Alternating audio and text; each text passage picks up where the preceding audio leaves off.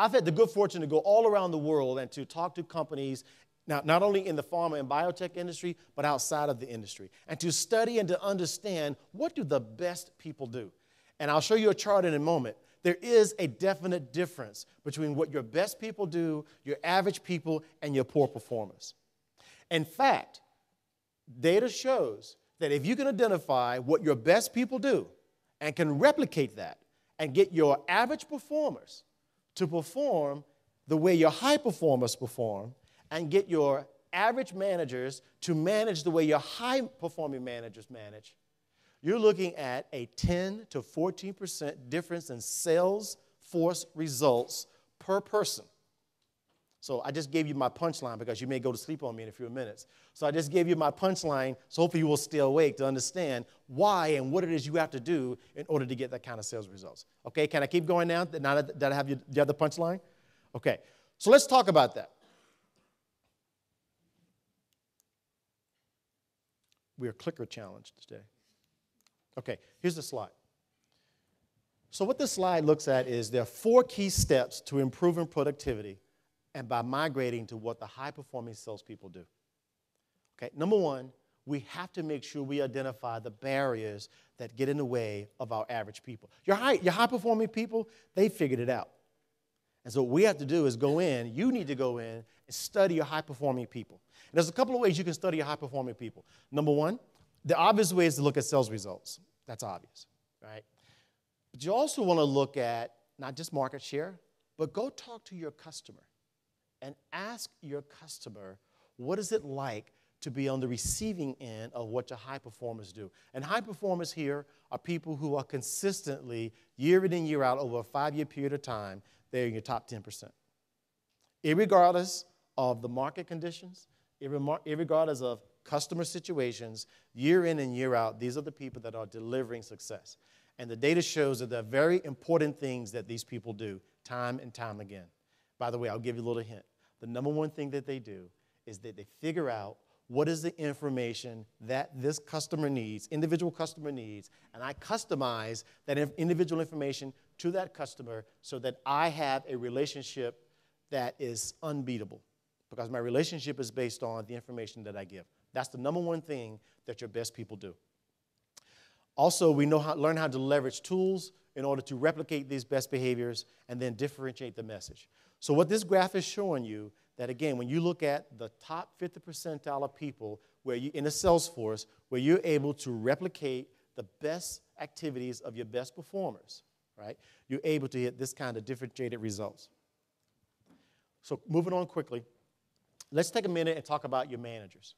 So how is it that we should think about our managers? And think about our managers in a way to drive top-line performance. Again, I've had the good privilege of working with some companies and looking at and studying frontline managers and understanding what frontline managers do. And so what we did was we went back and we studied, there's 4,200 companies that's in the survey instrument that I'm referencing.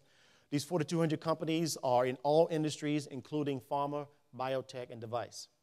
And across these 4,200 companies, we went in and we studied their sales force and we studied their managers. So the previous slide that I showed you was referencing what we saw in the sales force. The slide I'm about to show you is what we see when we look at the managers. But again, I'll give you the punchline because when I turn to the slide, you'll be taking notes and you may not be listening to me. So the punchline is this. The best managers do the following things. Number 1, they believe in coaching. Now, the key here is you have to understand what coaching is and have a clear definition of what coaching is for your environment.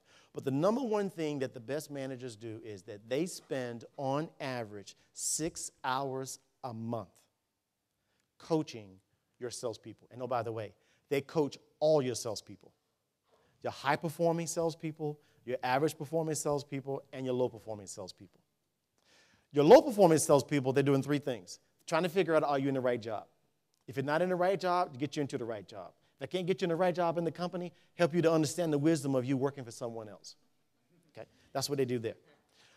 On the other far end, for the high-performing people, what they're trying to do there is, do you have all the resources do you need? Is there anything getting in your way? How can I help you continue to be successful? Right? So what I'm doing there as a high-performing manager, I'm trying to make sure that you believe that the company has your best interests at heart, wanting you to be successful. And then for the people in the middle is the sweet spot. That's where the high-performing managers spend the bulk of their time, because they figured it out, that if I spend the bulk of my time with the people in the middle, that's where I have the greatest sales productivity gain. So yes, we can invest in systems, we can invest in tools, we can invest in new selling models, but you're leaving low-hanging fruit on the table if you're not creating an environment where managers coach and managers are focusing on the people in the middle. Because on average, you're looking at a 10 to 14% gain in sales results for the people in the middle. And remember, if this is a 10-person sales team, you have 2 on the bottom, 2 or 3 on the top, you've got 6 to 7 in the middle. So who would like to see 6 to 7 people, right, on an average sales team improve by 10% in a given period of time? We all would.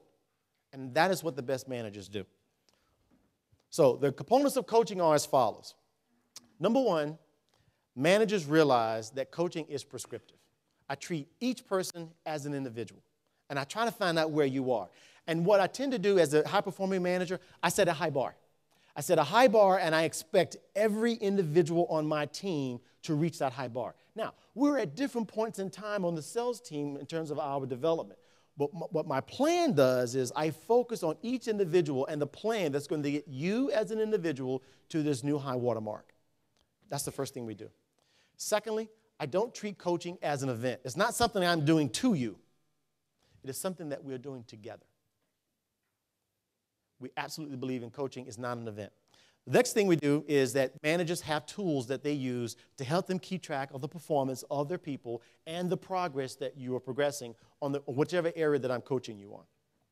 And then lastly, in managers who coach, the most successful managers who are coaches are in sales environments where the sales leaders believe in coaching.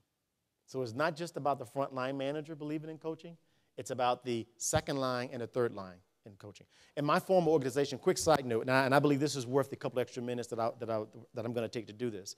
3 years ago, I went through this analysis with my own sales organization. We had 10,000 salespeople, we had 1,000 managers, and we went in and we looked at what did the best managers do.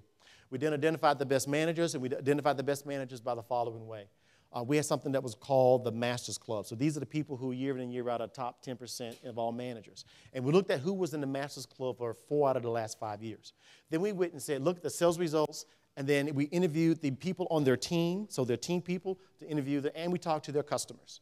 And so we did a cross-reference to look at, is there a correlation between a high-performing manager and what their team feels about them, what the sales results look like, and what the customer says? And the answer is there's an unqualified yes. There's a high correlation between high-performing managers and team results, customer results, and overall performance.